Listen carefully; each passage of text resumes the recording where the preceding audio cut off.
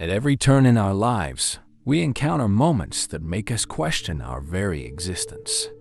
These are the instances when the ground seems to vanish beneath our feet, and the world we once knew dissolves like mist at dawn. It is in these moments that we discover our true strength, even if at first it feels like we are only uncovering our own fragility. In the ancient city of Varanasi, where the Ganges River wound its way between golden temples and narrow alleys, lived a young merchant. His warehouses were always filled with the finest silks and the rarest spices. The air around his estate was perfumed with the scent of cinnamon and cardamom, and the jingling of gold coins was a constant melody in his days. In his marble mansion, surrounded by servants and admirers, the merchant believed he had built an impenetrable fortress against suffering.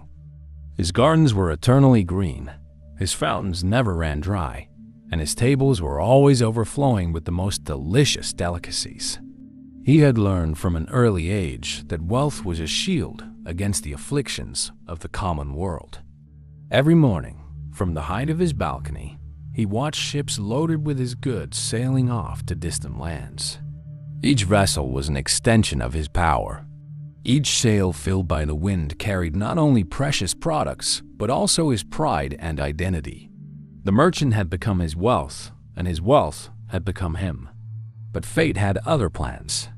On a starless night, when the sky hung heavy like lead, a storm unlike any other formed on the horizon. Clouds piled up like black mountains over the sea, and lightning tore through the sky like swords of fire. The wind howled with the fury of 1,000 demons, and the waves rose like liquid walls. One by one, his ships succumbed to the fury of the elements.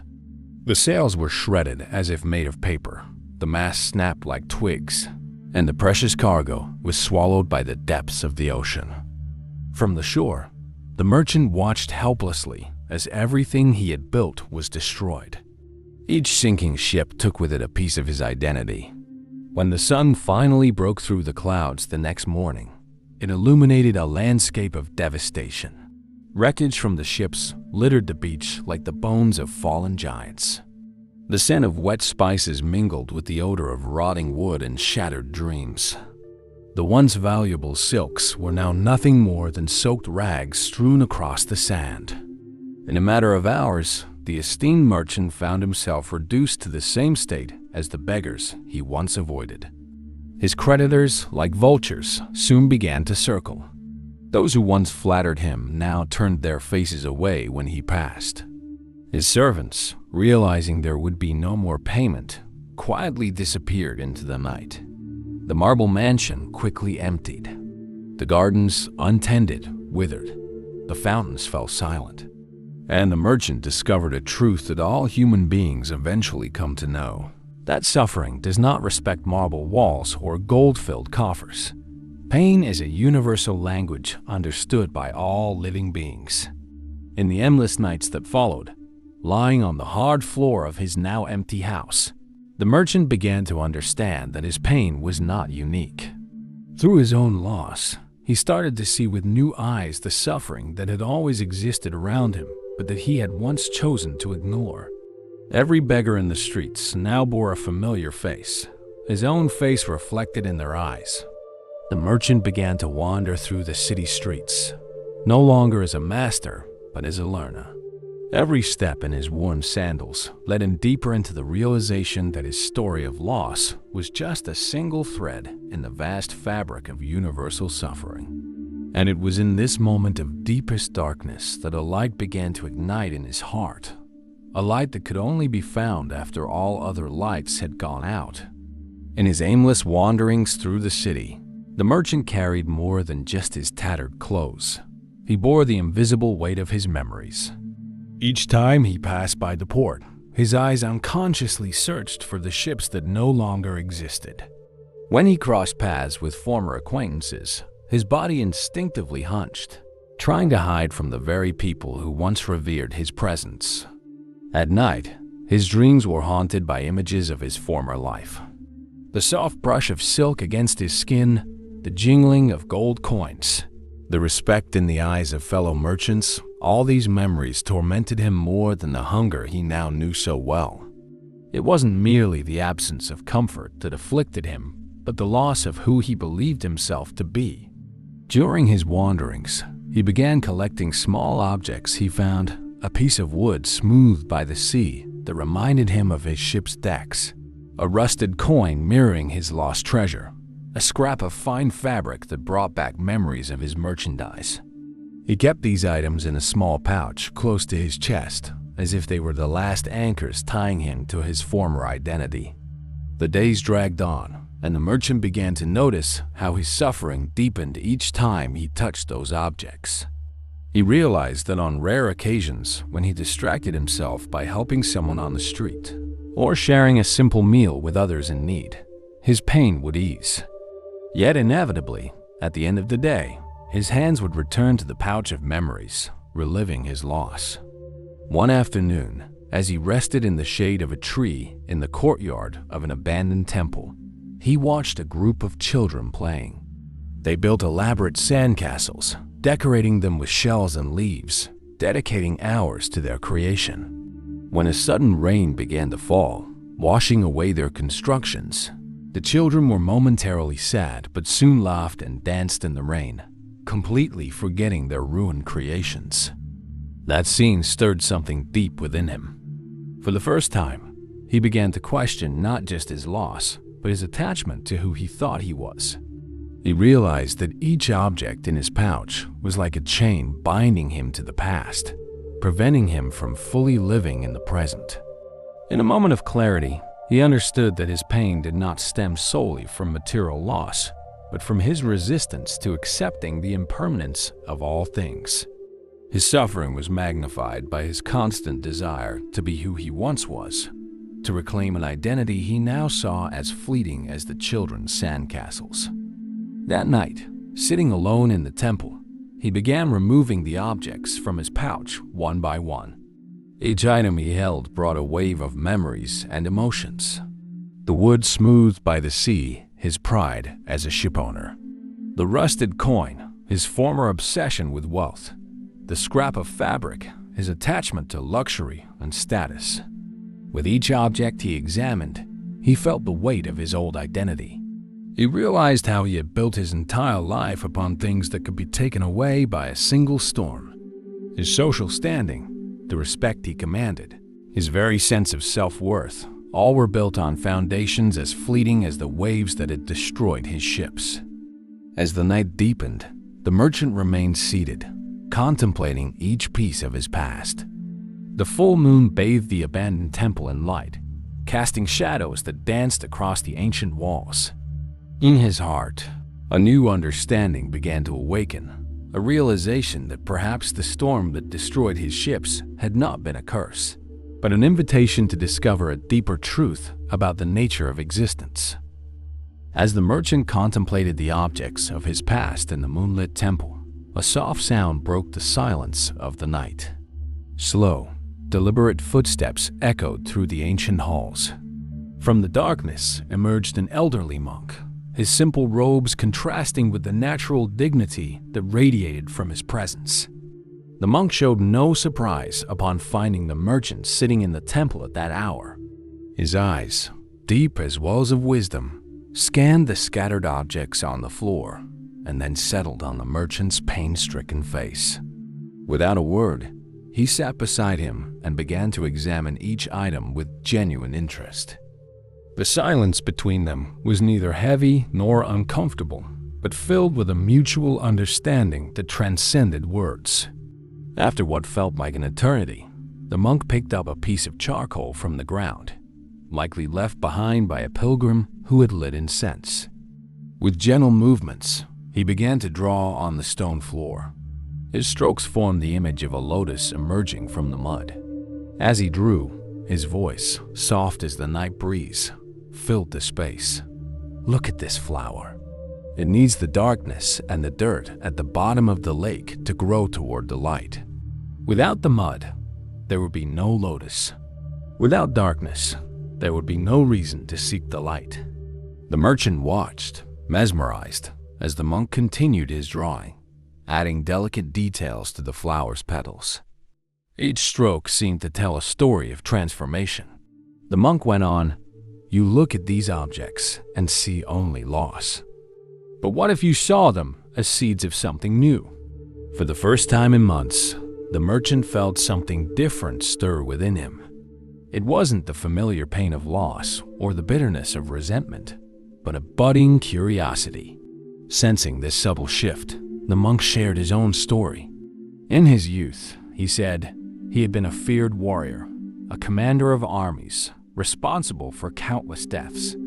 Violence and power had been his identity, just as trade and wealth had been for the merchant. It took losing everything, his status, his power, his honor, to discover a different path.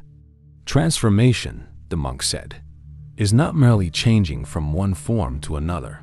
It is realizing that the previous form already held the seed of the new, just as the mud holds the promise of the lotus.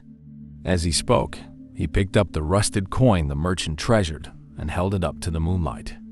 This coin no longer has value as money, but how much knowledge does it carry about impermanence? What teacher could be more valuable to you? The merchant began to see his lost treasures in a new light. Each object he had kept as a reminder of his loss began to reveal a different lesson. The piece of wood from his ship spoke of adaptability, having been reshaped by the sea. The scrap of silk reflected the beauty of simplicity, for even torn and soiled, it still retained its essence. As the night wore on, the monk shared ancient techniques of meditation and contemplation. He taught the merchant to observe his thoughts and emotions as a distant witness, without fully identifying with them. He showed him how mindful breathing could anchor the mind in the present moment, where true transformation always occurs. "The pain you feel," the monk explained, "is like a blacksmith's fire. It can destroy or it can transform, depending on how you use it. The secret is not to escape the fire, but to learn how to work with it." His words sank deeply into the merchant's heart, like seeds planted in fertile soil. During that singular night, the abandoned temple became an alchemical crucible, where old identities began to dissolve and new understandings emerged. The merchant realized that every moment of his life, including the devastating storm, had been a necessary step in his journey of transformation. As the first rays of sunlight began to gild the temple walls, the merchant realized he had spent the entire night in conversation with the monk. His body was tired, but his mind was clearer than it had been in months. Noticing the dawn, the monk invited the merchant to join him on his morning walk through the city. In the awakening streets, the merchant observed how the monk interacted with everyone he met. For a fruit vendor struggling to arrange his stall, he offered silent help. To a child who had tripped, he gave a gentle smile and comforting words. Each small gesture carried a profound presence the merchant had never witnessed before. They reached a part of the city the merchant usually avoided, the leper quarter. To his surprise, the monk entered without hesitation and began tending to the wounds of the sick with his own hands. The merchant, initially reluctant, lingered at the entrance, watching how each of the monk's touches conveyed not only physical care, but a deep acknowledgement of the other's humanity. "Come," the monk called. "These people have much to teach us about courage." Hesitantly, the merchant stepped forward, his heart pounding. A man with a face disfigured by disease approached him, and the merchant struggled against the urge to recoil. But then, in the man's eyes, he saw something that froze him, a reflection of his own pain, his own loneliness. With trembling hands, the merchant began assisting the monk in his work. Every wound he cleaned, every bandage he changed, seemed to cleanse something within himself. He realized that by focusing on the suffering of others, his own pain began to transform into something different. It didn't disappear, but it gained new meaning. In the weeks that followed, the merchant kept returning to the leper quarter. He learned their names, their stories, their dreams cut short by illness. He discovered that many of them had once been people of wealth and status, just as he had been, before leprosy turned them into social outcasts. Their stories of loss echoed his own, but now he listened with a heart beginning to open. One day, while changing the bandages of a young woman who had been a famous dancer before the disease, she began to cry, not from physical pain, but from gratitude. "Before," she said, "people admired me for my beauty. Now, they can barely look at me. But you truly see me." Her words struck the merchant like a flash of understanding. He, who had spent months immersed in his own pain, began to realize that true transformation wasn't about overcoming his suffering, but about using it as a bridge to connect with the suffering of others. The monk, quietly observing this transformation, explained, "Compassion is not merely feeling pity for others. It's recognizing that at the deepest core of our experience, we all share the same human nature. Your pain, when embraced with wisdom, can become a gateway to understanding universal suffering." As the days passed, the merchant noticed subtle changes within himself. The weight he carried in his chest began to dissolve, not because his situation had changed, but because his heart had expanded to embrace something greater than his own suffering. Each person he helped became a mirror reflecting different aspects of his own humanity. At night, when he returned to the abandoned temple he now called home, the merchant no longer felt alone. He carried with him the stories, the smiles, and the tears of those he had met throughout the day. His former identity as a wealthy, respected merchant began to feel like a distant dream, replaced by something deeper and truer, a sense of self grounded not in what he possessed, but in his capacity to connect with the suffering and joy of others. One morning, as the merchant prepared for another day of work with the lepers, the monk invited him to a different kind of experience. "Today," he said, "we will practice the art of being truly present." He led the merchant to the temple's kitchen, a simple space with a wood-burning stove and a few clay bowls. The monk placed a handful of rice in the merchant's hands and asked him to observe each grain. At first, it seemed like a foolish task. After all, it was just rice, something he had traded thousands of times before. But as he truly began to look, he noticed how each grain had its own unique shape, how the morning light created tiny reflections on their surfaces. "When we wash the rice," the monk explained as he poured water into the bowl, "we are not just preparing food. We are practicing being fully present in every movement." The merchant watched how the monk's hands moved with deliberate grace, as if each gesture was a sacred dance. Following the monk's example, the merchant began to wash the rice. At first, his movements were mechanical, his mind drifting between past memories and future worries. But gradually, as he paid attention to the sensation of water on his hands, to the soft sound of grains shifting in the bowl, something began to change. The monk lit the fire, and together they watched the flames dance beneath the pot. "Fire," he said, "teaches us about the nature of the mind. Just as flames need constant attention to neither extinguish nor burn out of control, our awareness requires continuous care." As the rice cooked, a soft aroma began to fill the kitchen. The merchant realized he had never truly noticed the smell of rice cooking before, even though it had been a constant in his life. He had always been too busy thinking about the next deal, the next transaction. Each moment, the monk continued, contains an entire universe of experiences. The sound of bubbling water, the steam rising in spirals, the warmth of the fire on our skin when we are truly present. Even the simplest task becomes a source of deep satisfaction. In the days that followed, the merchant began to apply this practice to everything he did. When cleaning the lepers' wounds, he started to notice not just their pain, but also their courage, the texture of their skin, the gratitude in their eyes. When sweeping the temple courtyard, he observed the patterns the leaves formed on the ground, the sound of the broom against the stones, the breeze on his face. Gradually, he discovered that the more present he was in each moment, the less weight his past seemed to carry. It wasn't that he had forgotten his former life, or that the pain of loss had completely vanished. But now those memories were like clouds passing through the sky of his awareness. He could watch them without being completely consumed by them. One afternoon, while preparing an herbal remedy for the sick, the merchant had a profound realization. He understood that throughout his life as a trader, he had been so focused on accumulating wealth for the future that he had never truly lived in the present. His mind was always on the next port, the next negotiation, the next profit.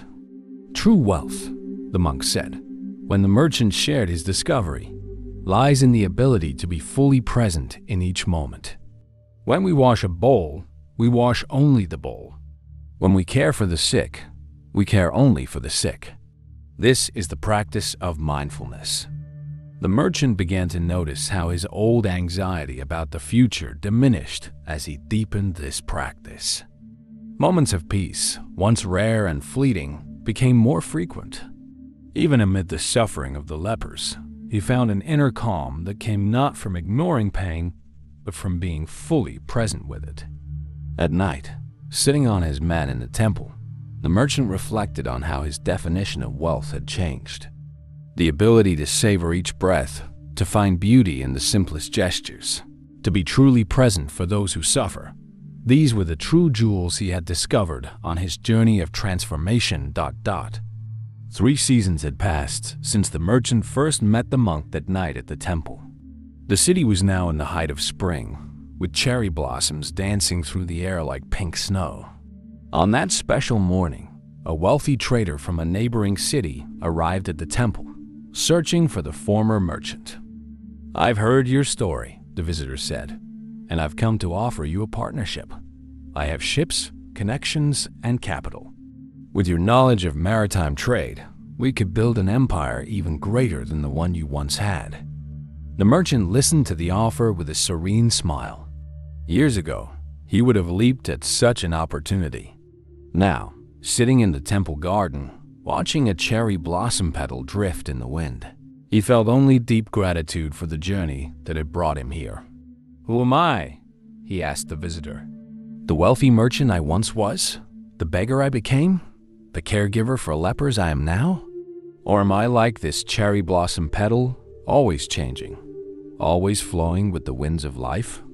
The visitor seemed puzzled by his response, but the monk, observing from afar, smiled knowingly. The merchant continued, "I've realized I am none of these identities, yet I am all of them. Like water that can be a wave, a cloud, or rain, our true nature is beyond any fixed form." Rising to his feet, the merchant led the visitor to the leper quarter, where he now ran a small healing clinic. "Look," he said, "here I have found a wealth that no ship can carry, no thief can steal, no storm can destroy. It is the wealth of understanding that we are not separate from one another."